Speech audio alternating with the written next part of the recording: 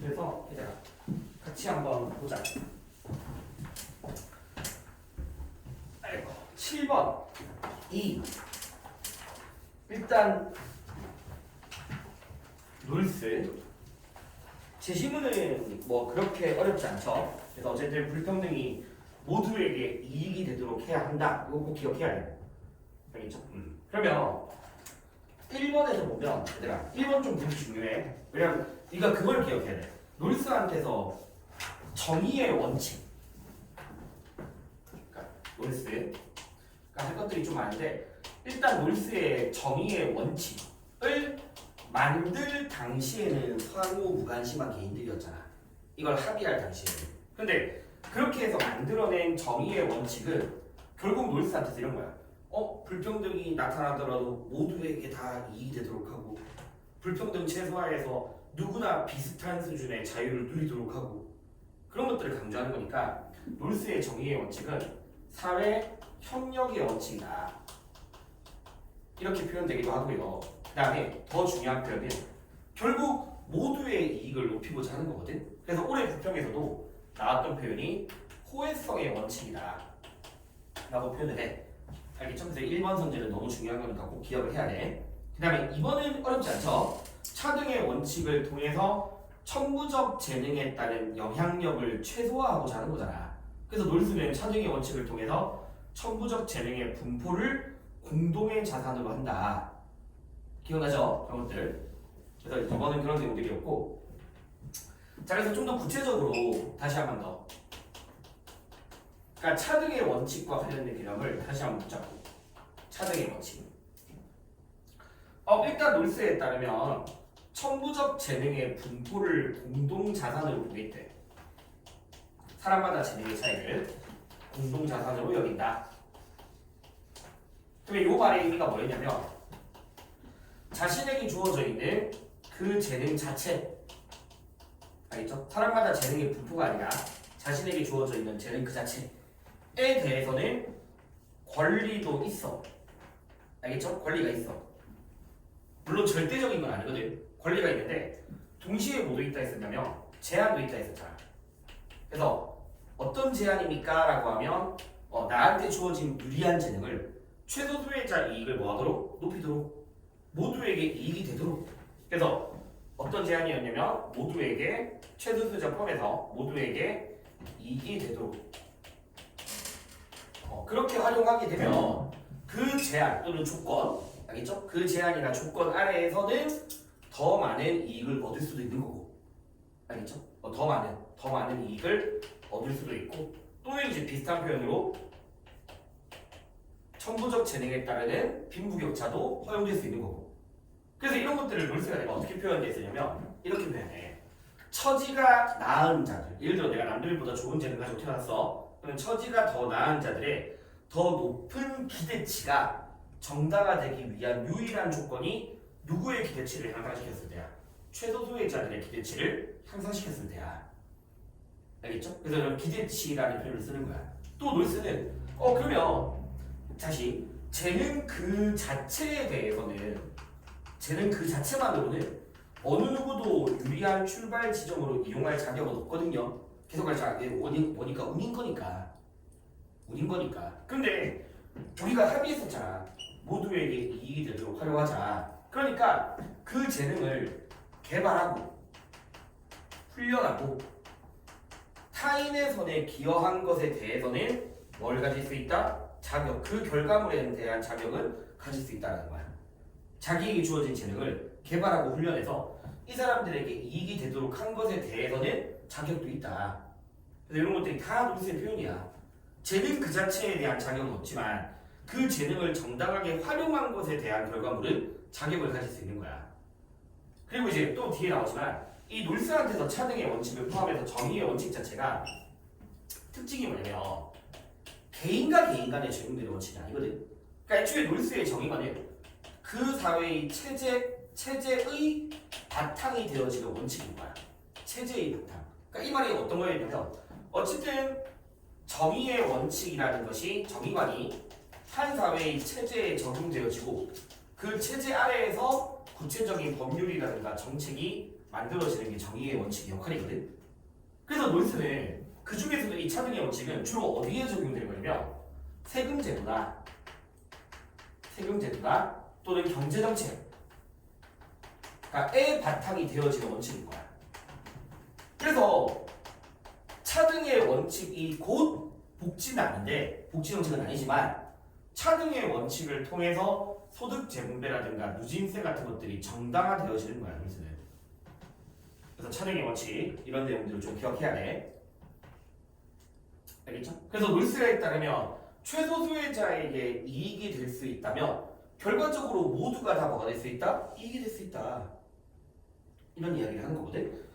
자, 그러면 일단 2번 이야기 했고요. 그 다음에 4번 중요한 선이죠. 그래서 결국에 우리는 이 사람들의 기대치를 향상시켰을 때만 뭐가 허용될 수 있는 거야? 불평등이 허용될 수 있는 거야. 그래서 우리가 이거 관련된 문제가 뭐였냐면 만약에 그래서 놀스가 최소 수혜자에게 또는 모두에게 다 기출이야. 이익이 되지 않을 때는 어떻게 해야 되냐? 소득과 재산도 평등해야 되는 거야. 그때. 알겠죠? 그래서 소득 또는 재산이 평등해야 한다. 또는 또 봐봐. 최소 수혜자에게 이익이 되지 않을 거라면 그 재능을 자신에게 주어진 유리한 재능을 뭐 할 수 없다. 이용할 수 있다 없다. 이용할 수 없다. 다 이런 얘기야. 그래서 이것도 이미 수능에 나왔던 거잖아. 모두에게 이익이 되지 않을 때는 오히려 뭐 해라? 소득과 재산 평등해라. 그래서 4번 선지도 너무 중요한 거고요. 알겠죠? 5번은 좀 기본 입장인 거고. 그 다음에 저기 보기 3번 관련해서 내가 좀 정리할 게 있어. 봐봐야 되나? 보기 3번은 너희가 구분을 해야 될 게 있어. 사유재산권이라는 개념이 있거든. 이거는 워낙 기출에 많이 나왔단 말이야. 같은 말로 사적 소유권 또는 재산을 소유할 권리의 자유. 알겠죠? 그럼 재산을 소유할 권리의 자유인 사적 소유권은 당연히 이런 칙에는 평등한 자유의 원칙에 적용되어지는 자유권이야. 자유권. 기본적인 자유권이야.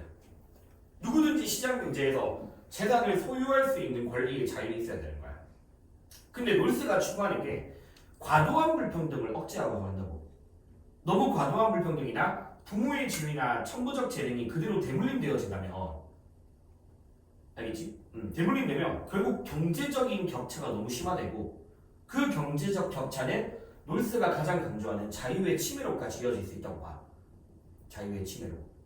그래서 놀스가 추구하는 재산소유 민주주의, 자본주의 복지국가가 아닌 재산소유 민주주의는 좀 과도한 불평등을 억제하려고 하거든. 그러다 보니까 그냥 사유재산권이 아니라 좀 특정한 종류, 이건 기억해야 돼. 다 특정한 종류, 생산수단에 대한 사적 소유권은 일단 결론부터 말하면 이거 나는 놀스는 기본적 자유로 보지 않겠다라고 이야기를 하는 거야.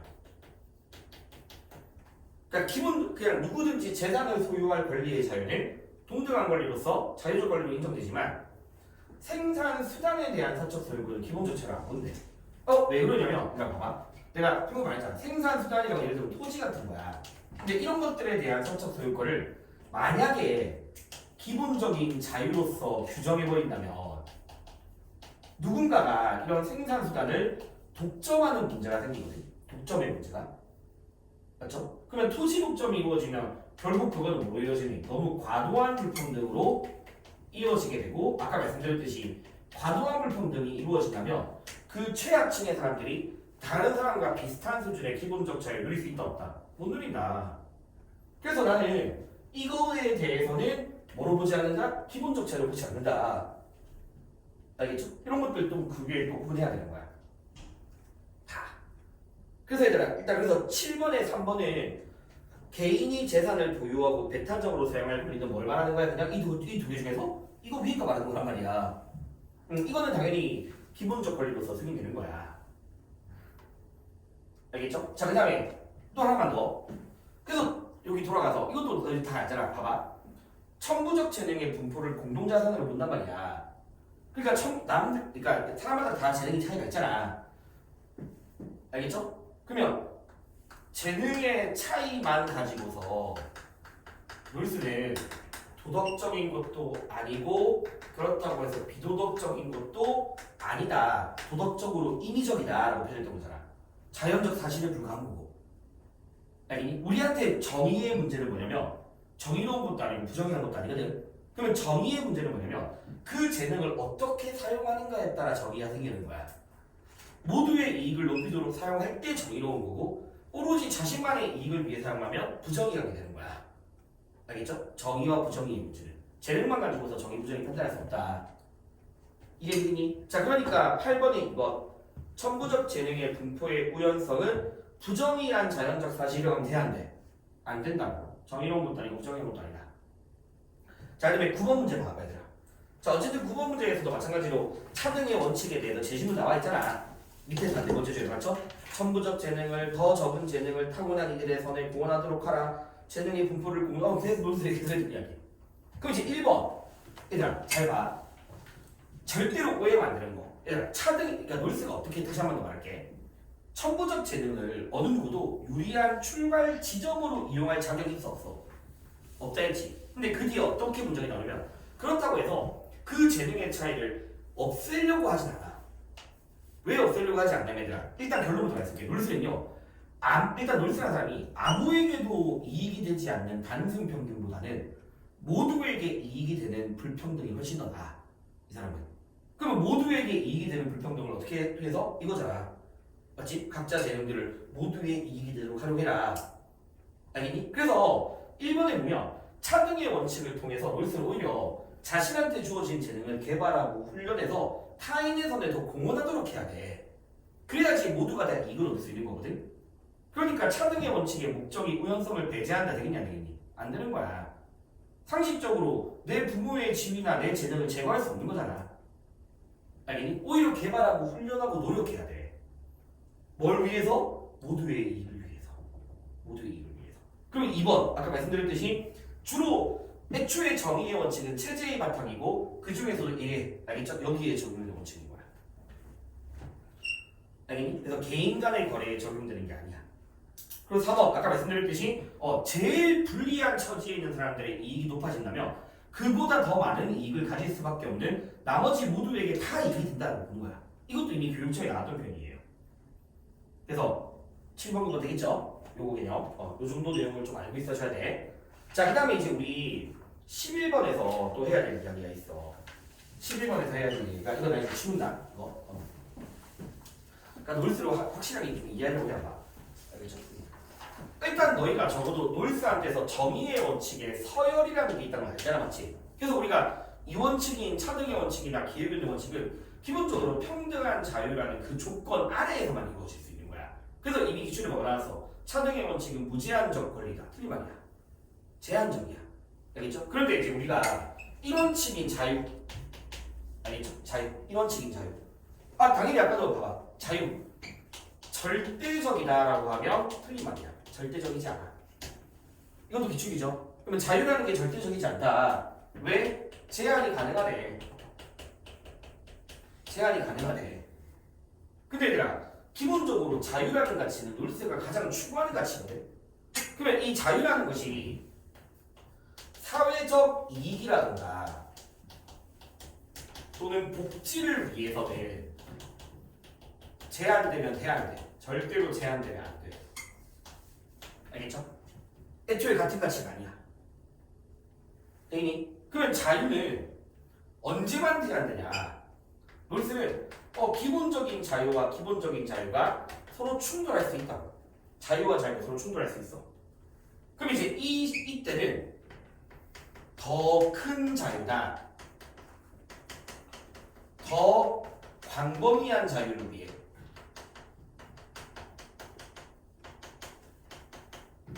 자유가 얻을 수 있다? 제한 가능하다. 알겠죠? 그래서 이거는 꼭 기억해야 됩니다. 자유는 절대적이지 않다. 더 큰 자유나 더 광범위한 자유를 위해서 제한될 수 있다. 그래서 이제 이걸 구체적으로 그럼 놀스한테서 여기까지 나오지는 않을 수도 있는데 이제 그 다음 내용이 뭐냐면 그럼 이 사람에게서 제한 가능한 자유가 무엇입니까? 알겠죠? 제한 가능한 자유가 무엇입니까?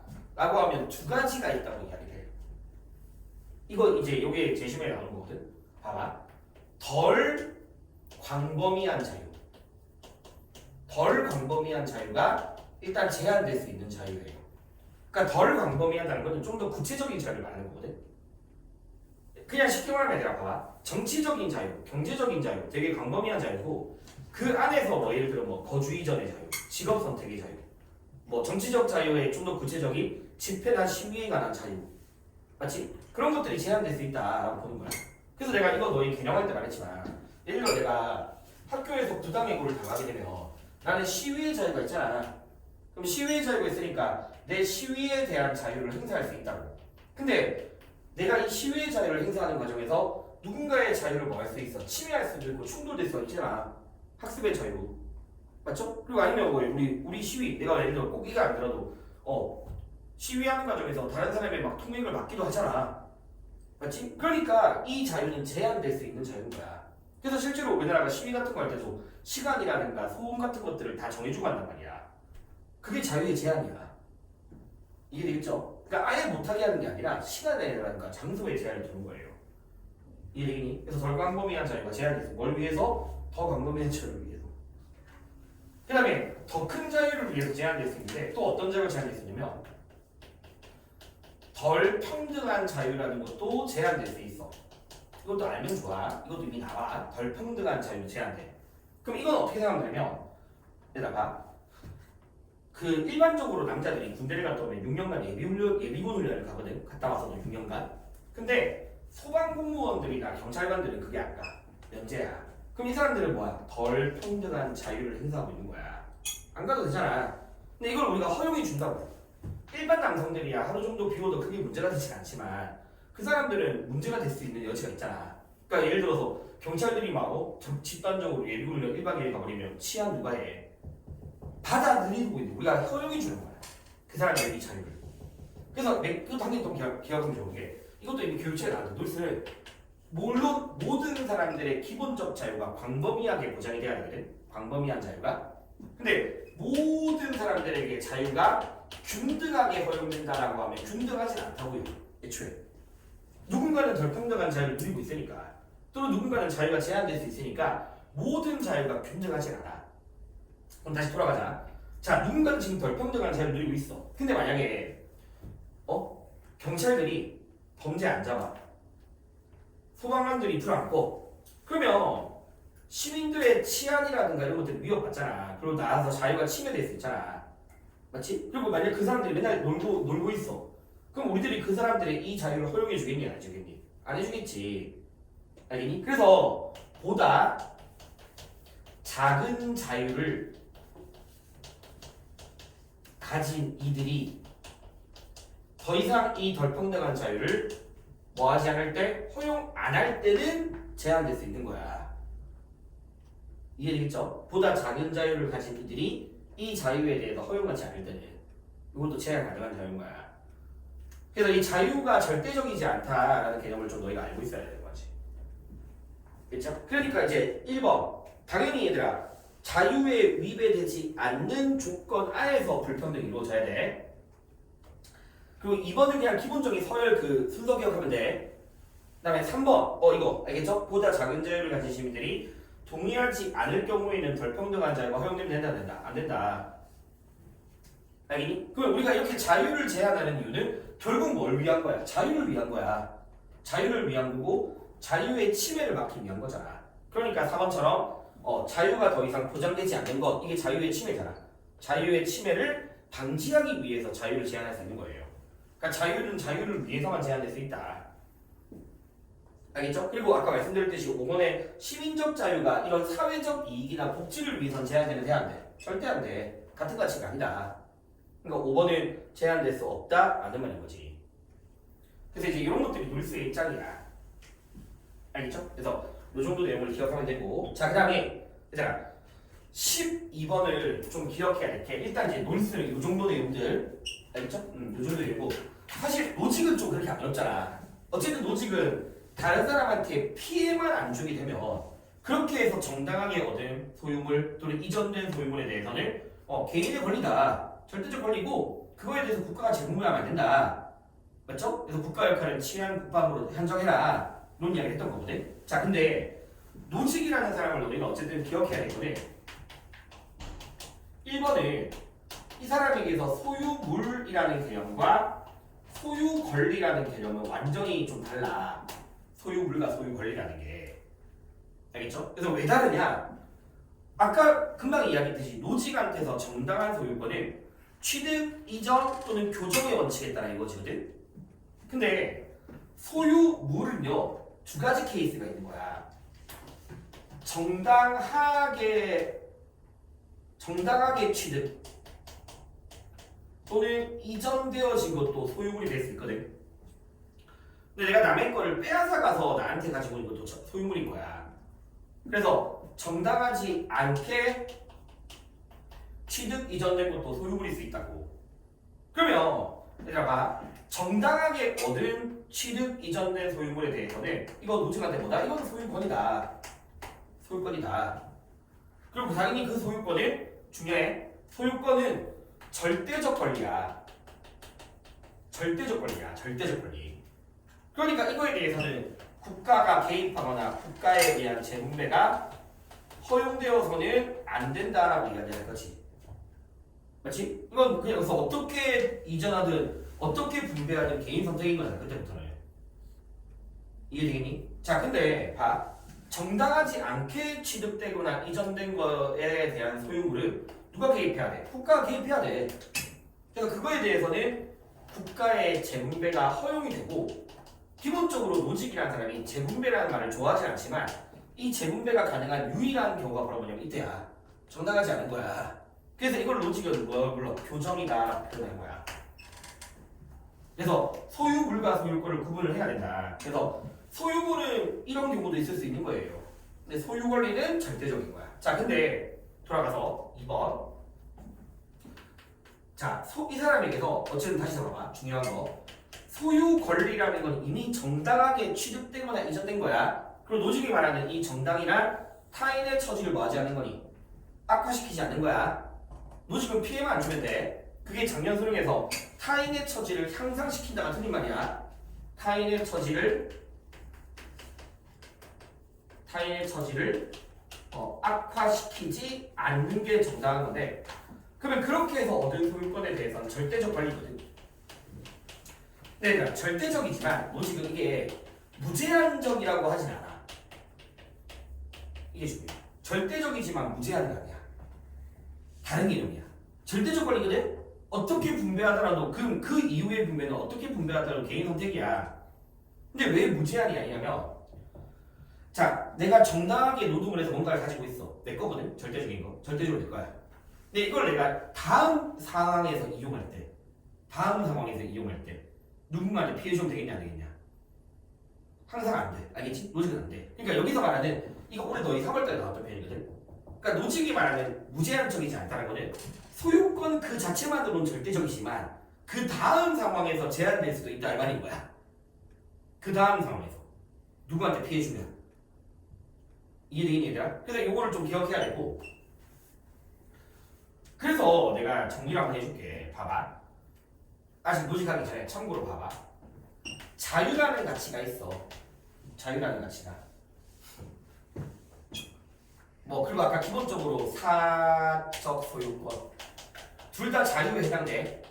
사유재산권. 알겠죠? 그 다음에 소유권 천부적인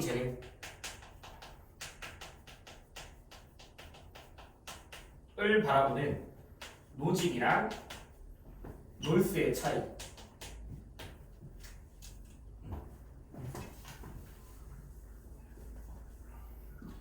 자, 둘 다 자유라는 가치를 강조해.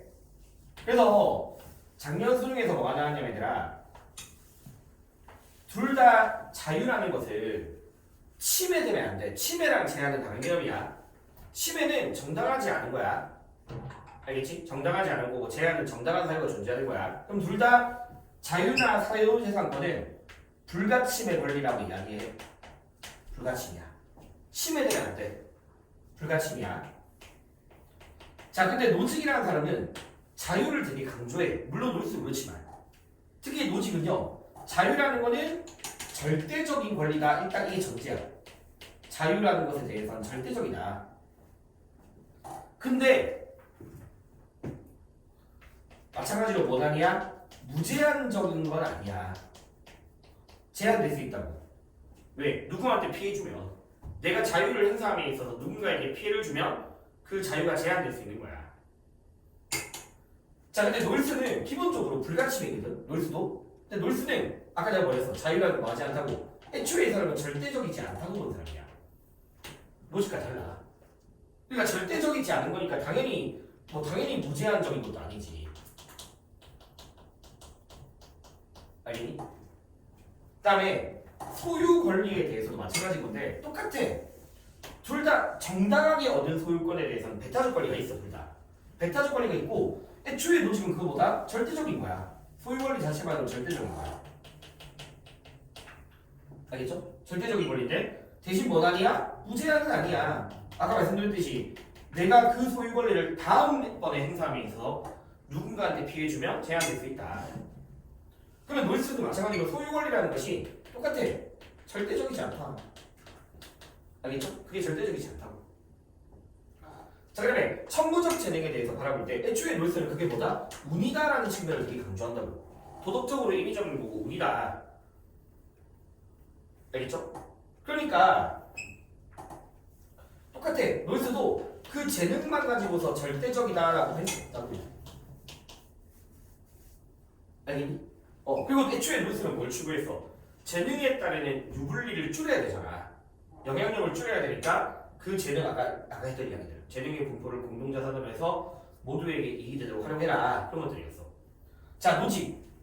운인지 아닌지 중요하지 않아. 그냥 나한테 있는 거야. 그러니까 똑같아. 절대적 권리야. 그 재능 자체에 대해서 또 절대적 권리인 거야.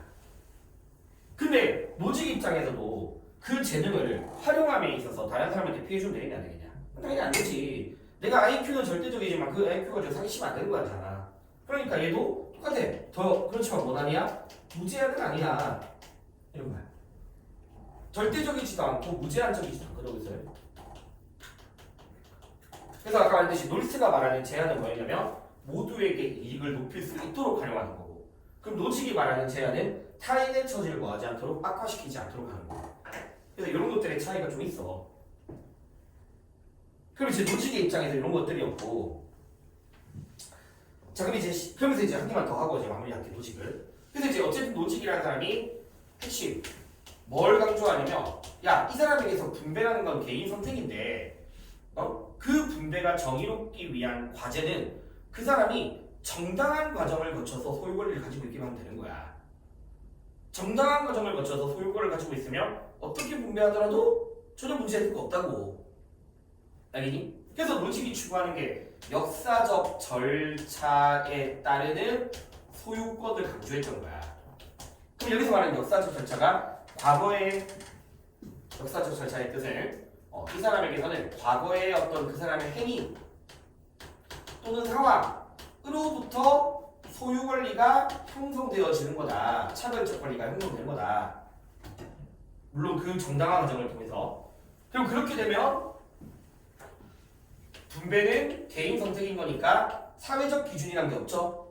맞죠? 분배는 사회적 기준이 없이 개인 선택이다. 비정형적 분배다. 이게 이제 노직의 입장이거든. 그래서 노직은 특히 뭘 중요하냐면 두 글자, 그 소유 권리가 형성되는 과정이라는 게 되게 강조돼. 과정이라는 게. 그런 점에서 이 사람이 공리주의를 까는 거야. 공리주의는 그 소유, 어떤 사람이 결과적으로 어떤 소유권을 가지고 어떤 걸 가지고 있으면 그 사람이 이걸 어떻게 가졌는지를 보는 게 아니라 결과만 본다고. 얘가 몇 개를 가지고 있는지. 과정을 무시하는 이론이야. 알겠니? 그럼 예를 들어 이럴 수도 있잖아. 내가 만약에 누군가 걸 빼앗은 상태에서 이 사람한테 자유롭게 줬어. 그럼 결과만 보는 공리주의는 이 소유물이 정당한지 안 정당한지를 따지지 않아. 결과만 보면 안 된다고. 과정이 되게 중요해요. 자, 그 다음에 그럼 요거 관련해서 우리가 기억해야 될 게 뭐냐면, 재작년 유평에서 지능지수에 따른 분배, IQ에 따른 분배, 이런 게 나왔다고 했잖아. 지능지수에 따른 분배. 그러면 지능지수에 따른 분배는 일단 기본적으로 정형적인 분배거든. 왜냐면 IQ라는 분배와 관련된 기준이라는 게 존재하잖아. 맞지? 근데 작년 재령님 표현 뭐냐면 지능지수에 따른 분배는 정형적이고 역사적이다게 나온 거야. 틀렸지? 왜냐면 내가 역사적이란 말은 뜻은 뭐야? 과거의 행위나 상황으로부터 창조되는 거야. IQ가 창조된 게 아니잖아. 그러니까 이거는 뭐다? 비역사적인 거야. 비역사적인 거야. 그리고 노직한테서 되게 잘 나오는 오답성지가 하나 있는데 도덕적 공과에 따른 분배가 있어.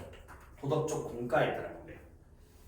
그러면 도덕적 공과에 따른 분배도 어쨌든 도덕적 공과라는 기준이 존재하는 거니까 이게 정형적인 거야. 이게 정형적인 거야. 그러니까 이게 바람직한 분배가 아니야. 근데 이 사람이 도덕적으로 잘했는지를 못했는지를 보는 거잖아. 그러면 도덕적 공과에 따른 분배는 정형적이지만 역사적이긴 해. 알겠죠? 역사적이긴 해. 그래서 만약에 헌재에서 역사적인 모든 분배가 정의로운가 틀리면 거야. 역사적이지만 뭐 있을 수 있다? 정형적일 수도 있는 거야. 그다음 더 중요한 거 마지막.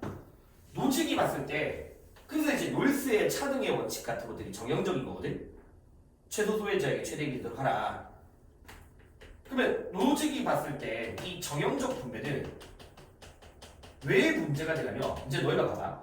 노직에 대해서 분배는 그냥 개인 선택이잖아. 맞지? 개인 선택의 문제야. 개인 선택의 문제. 그럼 노직을 받는 사람의 권리보다 주는 사람의 권리를 더 강조한다고. 받아야 될 사람을 기준 삼는 게 아니야. 주는 사람의 선택이야. 근데 이 정형적 분배를 기준 삼아버리게 되면 예를 들어서 아리스토텔레스 내가 이만큼 기여했으니까 이만큼 받아야 되는 거야. 놀스 내가 최소소유자니까 이만큼 받아야 되는 거야. 즉 누구의 권리만 보는 거냐면 수치자 받는 사람이야. 알겠죠? 수치자의 권리만 주목하게 된다고 얘들아. 그래서 내가 너희한테 막 이런 예를 들었었잖아. 내가 만약에 정당한 노동을 해서 100억을 가지고 있고 내가 한 살짜리 딸한테 그 100억을 자유롭게 이전했어. 그럼 당연히 노직의 이론에 따르면 그 딸은 100억에 대한 절대적 소유권이 있는 상태거든. 근데 갑자기 사회가 어떤 선택을 해가지고 뭐 기여도에 따라 분배하겠다 라고 해버리면 실제로 예를 들어 50% 기여한 사람이 존재한다면 그 사람에게 50%만큼 줘야 되는 거잖아. 사회적 가치에. 그러면 내 딸이 가지고 있는 그 100억에 대한 뭘 요구하게 되니? 재분배를 요구하게 되는 거야.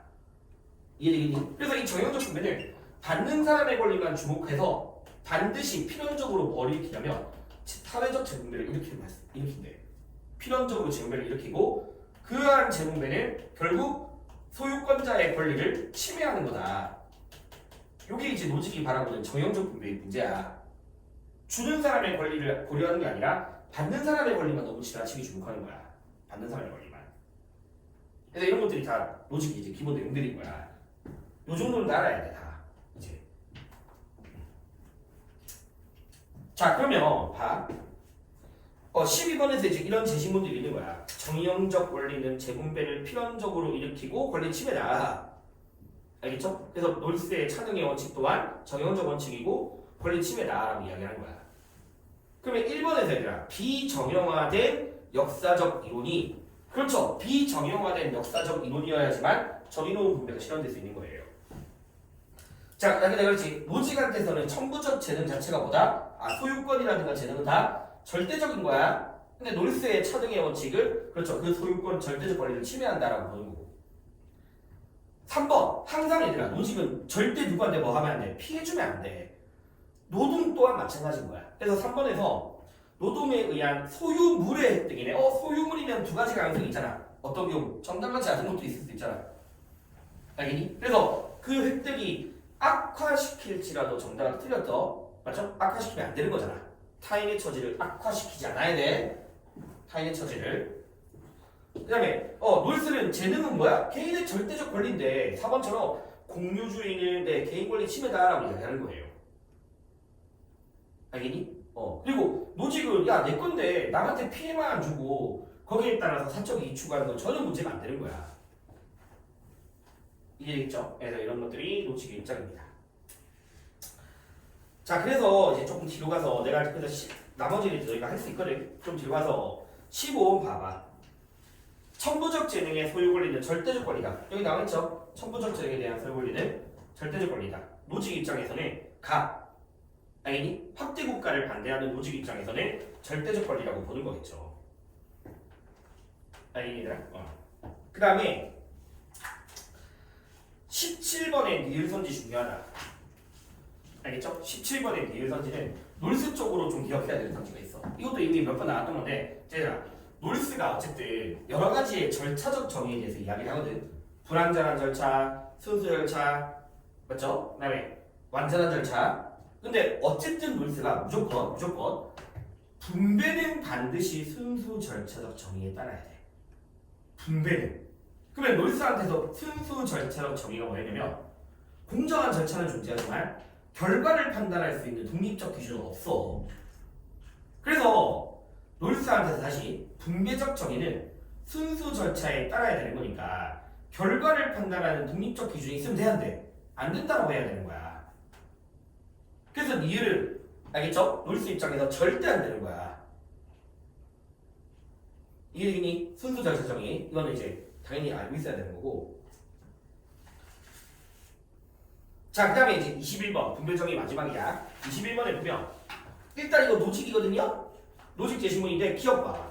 최종 결과에 중점을 둔 원리에 따라서 재화가 이전되면 돼, 안 돼? 안 된다고. 최종 결과에 중점을 두는 원리가 공리주의야. 알겠니? 노직은 최종 결과만 보면 안 돼. 왜? 과정이 뭐하지 않을 수 있어? 정당하지 않을 수 있다고. 과정이. 그래서 내가 만약에 그 정의롭지 않은 과정으로 뭔가를 가지고 있는데 이걸 내가 분배의 주체가 돼버리게 되면 이것 또한 교정의 대상이 될 수 있는 거야. 그래서 기억은 안 되는 거고. 알겠죠? 그 다음에 니은은 당연히 타인의 이익 위해서 권리가 침해되면 안 되겠죠? 그 다음에 디귿선지가 또 알고 있어야 돼. 봐봐. 일단 노직이라는 사람이 물론 취득과 이전이 정당하면 마지막이야. 취득과 이전이 정당하면 전혀 문제될 게 없거든. 근데 노직이 봤을 때 현실의 역사가 항상 정당하지만은 않아. 왜냐면 기초에서 나왔던 건데 개인과 개인 간의 자유로운 계약이라도 국가가 개입할 수 있어. 왜? 그 계약이 되게 불공정하다면. 그래서 노직이 어떤 이야기를 하냐면 지금까지 현실의 역사는 강자가 약자의 것을 약탈하려고 빼앗아온 역사이기도 했어. 그러면 그런 거에 대해서 누가 개입해야 돼? 국가가 개입해서 바로잡아야 되는 거고 그게 교정이야. 알겠지? 그래서 얘들아 보상이라는 단어가 나왔을 때 두 명 다 가능하다는 거야. 놀스 입장에서도 당연히 정의의 원칙 중에서도 특히 차등의 원칙은 보상적 취지가 실현될 수 있거든. 아까도 내가 이야기했듯이 내가 남들에 비해서 좋은 재능을 가지고 있을 때 그 재능을 개발하고 훈련해서 다른 사람들에게 이익을 더 높여주는 조건으로 활용한다면 그 재능에 대한 뭐가 있을 수 있어? 보상이 있을 수 있어. 근데 노직 입장에서도 보상이란 말을 쓸 수 있다. 왜? 아까 말씀드렸듯이 강자가 약자의 것을 부당하게 빼앗아갔을 때 국가가 교정의 원칙을 통해서 그렇게 부당하게 이전된 사람들에게 보상을 해주는 거야. 알겠니? 그래서 이런 보상이라는 단어를 둘 다 쓸 수 있다. 그러니까 디귿처럼 현실의 역사가 개인의 정당한 권리만 지니는 건 아니라고. 알겠죠? 그리고 니을을 워낙 이것도 노직에서 많이 나왔던 표현이야. 개인들의 소유물이 정당하다면 전체 집합도 정당하다. 그럼 분배도 정당하다. 라는 게 노직 표현이었으니까 이런 것들이 놀스 노직이고 나머지 문제는 한번 과제로 풀어봐야 돼. 알겠죠? 과제로. 자, 그 다음에 이제 22번에 교정적 정의인데 얘들아 갑에서 첫 번째 주 중요하죠. 살인자, 명령한 자, 협력자. 이건 칸트한테서 내적 사악성의 비례야. 그래서 사람을 죽이고자 하는 의도, 알겠죠? 의도에 비례해서 형벌이 이루어지는 거니까 살인자든 명령자든 협력자든 다 똑같이 죽어야 돼. 다 죽어야 되고. 그 다음에 을은 사실 정확하게는 데카리아인데 몰라도 된다. 그냥 공리주의로 풀면 돼. 공리주의로 풀면 되고. 맞죠? 그래서 여기 이 제시문의 핵심은 이거야. 공리주의가 형벌을 통해서 공리주의야. 공리주의는 형벌을 통해서 예방을 하고자 해. 알겠지? 예방하고자 해. 범죄를 예방하는 게 목적이고 또는 사람들을 통제하는 것도 목적이야. 근데 통제의 대상이 두 명인 거야. 일단 첫 번째, 범죄자를 통제하는 거야. 그래서 범죄자를 교화시켜서 똑같은 범죄를 일으키지 않게 하는 게 통제고, 또 누구도 있냐? 일반인들도 똑같이 통제의 대상이야. 왜냐면 형벌받는 장면을 통해서 일반인들로 하여금 뭘 가지게 해야 되니? 두려움을 갖도록 해줘야 돼. 그래서 이렇게 알겠죠? 그래서 벤담이든 베카리아든 많이 나왔던 게 형벌을 통해 통제하고자 하는 대상이 범죄자로만 국한된다. 틀린 말인 거지. 일반인도 가능하다. 그리고 봐봐. 일반인들에게 두려움을 가지도록 해야 되거든. 왜냐면 공리주의는 애초에 누구나 다 인간은 본능적으로 쾌락을 추구하고 고통을 회피하고자 하지. 그 경향성을 형벌에 적용시키는 거야. 누구나 다 고통을 회피하고자 하니까 형벌받는 장면을 보고서 두렵게 만들게 하는 거야. 알겠니? 그래서 연계에서 어떤 식의 표현들이 나왔냐면 28페이지에 5번 봐봐. 28페이지에 5번에서 을이 벤담이고 병이 베타리아거든? 이건 나중에 너희가 풀면 되는데 인간 행동의 동의, 행동의 원인 아니 28번 미안 28번에 5번 보기 보면 알겠죠? 28번에 5번에 벤담이랑 베카리아인데 둘 다 공리주의잖아. 그럼 공리주의니까 인간 행동의 동의, 행동 원인 즉 경향성, 고통을 뭐하고자 하는, 피하고자 하는 알겠니? 행위의 경향성이 형벌에 적용돼야 한다 맞는 말인 거야. 고통을 피하고자 하는 거. 그래서 이런 것들을 좀 기억해야 되고 다시 앞으로 22번 돌아가자. 얘들아 너희 그래서 이제 1번, 22번 할 때 칸트와 관련된 개념을 좀 해야 돼. 칸트와 관련된 개념들. 칸트의 형벌.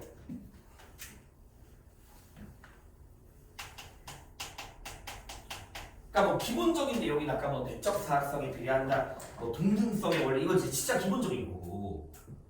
근데 너희가 꼭 기억해야 될 게 이거야. 칸트는요, 애초에 인간의 인격체를 두 개로 나눈다고 했어. 인격체를 두 개로 나눠. 그래서 하나의 인격체는 이 세계 이전에 있는 예시계에 있는 이성적 인격체가 있고, 그 다음에 이 현실 세계에 존재하는 현상적 인격체가 있다. 그래서 우리가 맨날 그런 얘기 있었잖아. 애초에 칸트에게서 도덕은 이성, 선언적 이성으로부터 비롯된 거거든. 경험 이전의 원칙에 따른 거야. 그리고 그 이성에 의해서 정립된 도덕 법칙을 내 선의지가 따르고자 하는 거야, 강제로.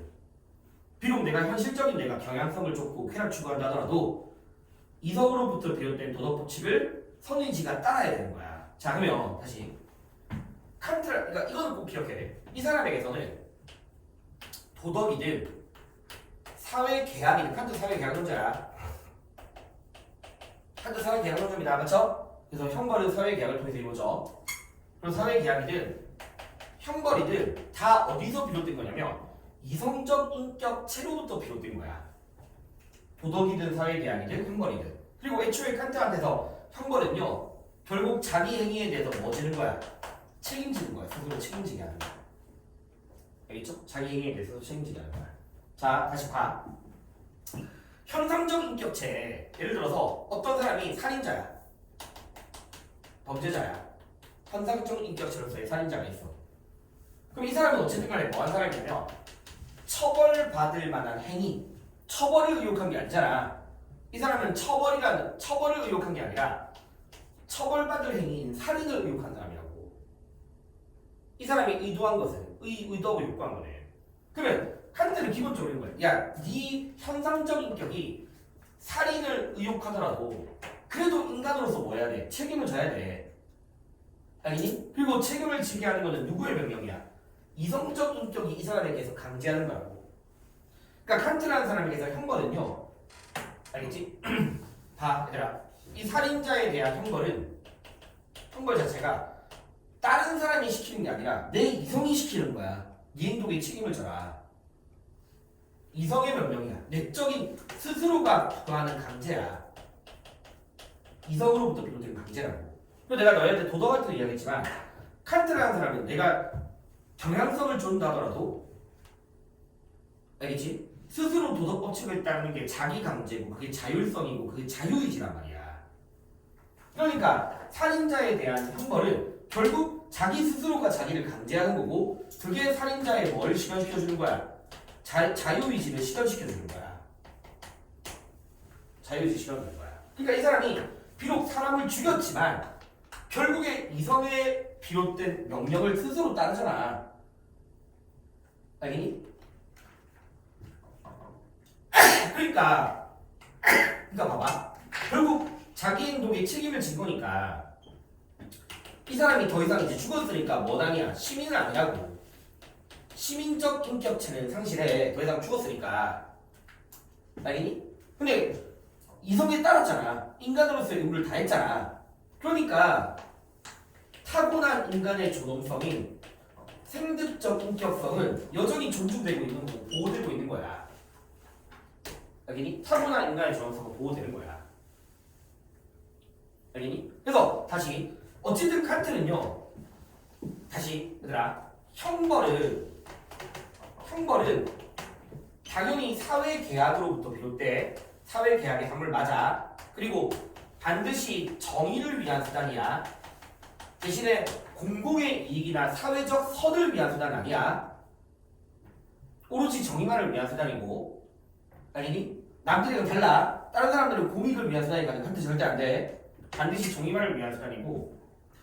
근데 사회계약은 사회계약이지만 베카리아나 루소처럼 범죄자의 동의에 따른다라고 하는 거 돼야 안 돼. 아니라고. 사회계약론은 맞지만 범죄자의 동의로부터가 아니라 뭐의 동의다? 이성적 인격체의 동의로부터 비롯되는 거야. 범죄자의 동의는 절대 아니에요. 알겠니? 그래서 칸트가 누구를 비판하냐면 베카리아를 비판하는 거야. 왜냐면 베카리아는 봐봐. 살인자가 생명권을 양도하는 거에 대해서 동의하지 않았대. 그래서 사형은 부당하대.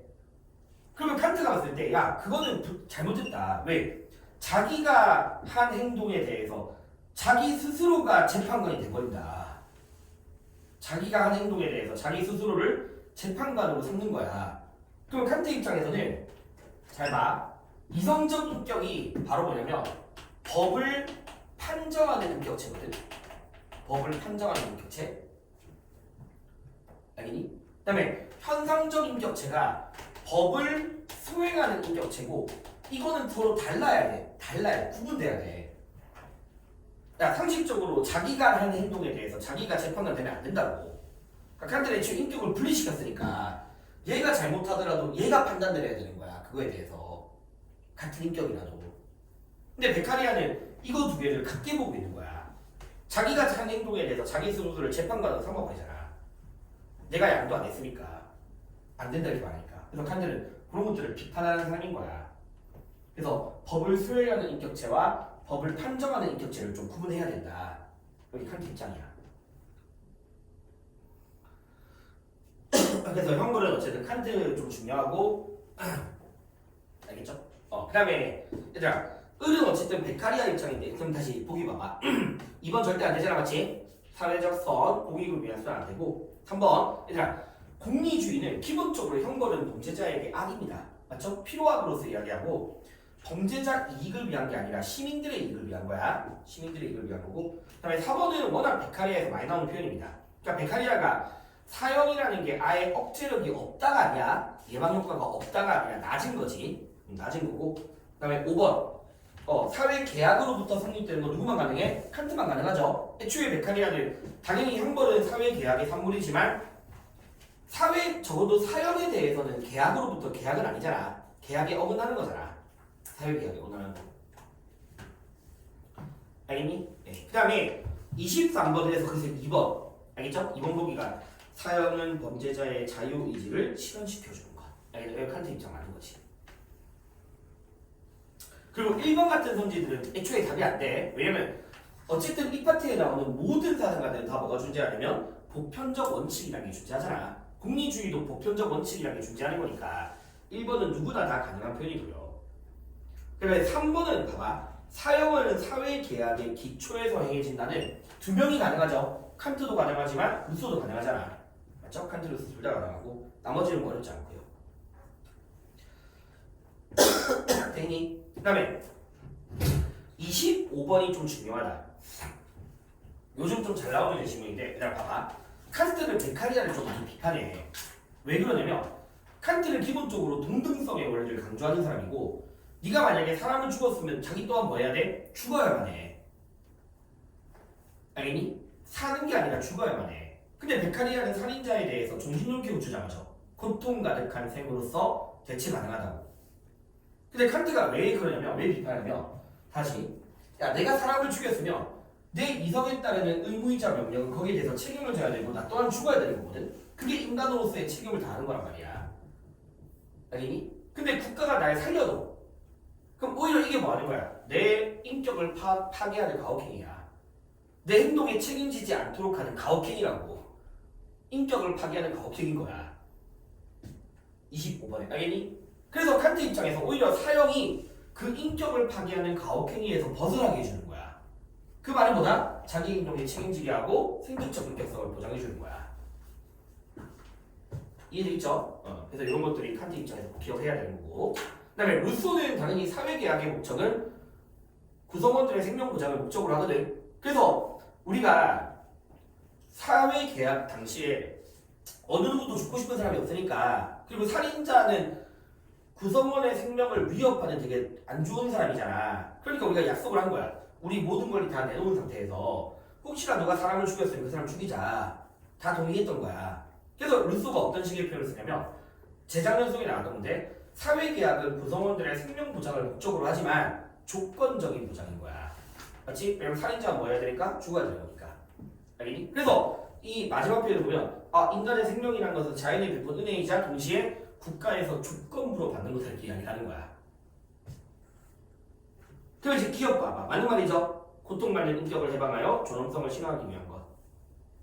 알겠니? 그리고 칸트는 오로지 형벌은 정의만을 위한 수단이기 때문에 자신의 선이든 시민사회의 선이든 그런 수단이 되면 안 돼. 그리고 딜에서 말이 안 됩니다. 알겠죠? 루소는 이미 생물권을 양도했던 사람이야. 양도했던 사람. 그리고 딜은 루소 입장에서 안 돼. 왜냐면 루소는 칸트와 달리 공공의 선, 공익을 위한 수단으로 이야기합니다. 알겠죠? 정의뿐만 아니라 공공성과 공익이라는 그 일반인지를 실현하기 위한 거니까 응보의 목적만을 위한 게 아니라고. 루소 입장에서. 알겠니? 네. 그 다음에 26번에서 이 제시문이 이번 국표에 나왔던 제시문이래. 밑에 다른 세 번째 줄 봐봐. 사형과 달리 종신노역형은 한 명의 범죄자만 있어도 지속적 본보기를 제공할 수 있다. 이게 어떻게 해석을 해야 되냐면 그냥 아까 말씀드렸듯이 베카리아가 사형이라고 해서 억제력이 아예 없는 건 아니야. 근데 베카리아는 강도보다는 뭘 더 강조하는 사람이야. 지속성을 더 강조하는 사람이야. 형벌에 있어서. 그러면 사형을 채택하잖아. 그러면 사람들이 금방 까먹는다고. 그러니까 여러 명을 죽여야 돼. 사형을 채택하게 되면 사람들에게 지속적이 떨어지다 보니까 여러 명을 죽여야 되는데 종신노역형은 딱 한 명만 평생 가두면 되는 거야. 그러니까 그 말은 다시 말하면 사형과 종신노역형 중에서 어쨌든 공리주의는 마이너스를 최소화해야 되고 플러스를 최대해야 되잖아. 그럼 마이너스적인 측면에서도 오히려 사형이 더 큰 거예요. 여러 명 죽여야 되는 거니까. 그리고 기억은 당연히 맞는 말이고 그 다음에 니은 되게 중요한 선지야. 이미 이것도 평가에 나왔던 편이야. 그래서 누구에게 더 큰 공포냐. 알겠지? 이거 되게 중요합니다. 구경꾼에게 더 큰 공포예요. 왜 그러냐면 이것도 해석지에 넣어놨는데 이런 거야. 봐. 칸트, 이 베카리아가 뭐라고 얘기하냐면 그 수용자는 자기의 현실이 너무 비참해서 자기의 고통이 얼마만큼인지를 가늠할 겨를이 없어. 근데 일반인들은 그걸 계속 구경하잖아. 맞지? 그 비참한 사람을 계속 구경한다고. 그래서 누적되어진다고 생각해. 그 공포가 되게 누적이 돼. 그래서 더 커져. 그래서 오히려 구경꾼에게 더 큰 공포가 된다라고 이야기했던 거야. 그래서 이 표현이 되게 중요합니다. 알겠죠? 그 다음에 28번은 또 똑같죠? 살인자, 명령자, 협력 입장이니까 칸트 입장이고 그 다음에 을은 어쨌든 일반적인 얘들아 형벌 파트에서 일반적인 공리주의를 나온 벤담이야. 베카리아를 낼 것 같으면 지속성이라든가 조신도역을 이야기해야 돼. 그래서 을이 벤담, 병이 베카리아거든? 그러면 기억선지 알겠죠? 살인자라고 하더라도 모든 인격이 상실되는 건 아니죠. 시민적 인격은 상실되더라도 행동적 인격성은 상실되는 게 아니니까. 알겠니? 그 다음에 2번은 왜 틀린지 알겠어? 내가 아까 칸트는 명령자든 협력자든 다 죽어야 돼. 그러니까 위법자 행위 많이 통제 대상이 아니란 말이지. 그리고 당연히 공리주의는 예방이 목적이에요. 처벌 자체가 목적이 아니야. 처벌을 통한 예방이 목적이야. 알겠죠? 그 다음에 참고로 그러니까 벤담은요 사용 허용될 수 있는 경우도 있어. 그게 결과적으로 이익이 높인다면. 그리고 베카리아도 예외적으로 국가가 사용할 수 있는 경우는 있어. 알겠죠? 이건 5번 아까 이야기했던 거니까. 그래서 이런 내용들이었고요. 이제 국가와 시민이랑 시민 불복종인데 조금만 끊었다 가자. 너희 지금 4명 다 죽으려고 그래. 일단 조금만 끊었다 가자. 조금만 끊었다 가자. 좀 쉬어. 제발 쉬어. 제발 자. 제발 자.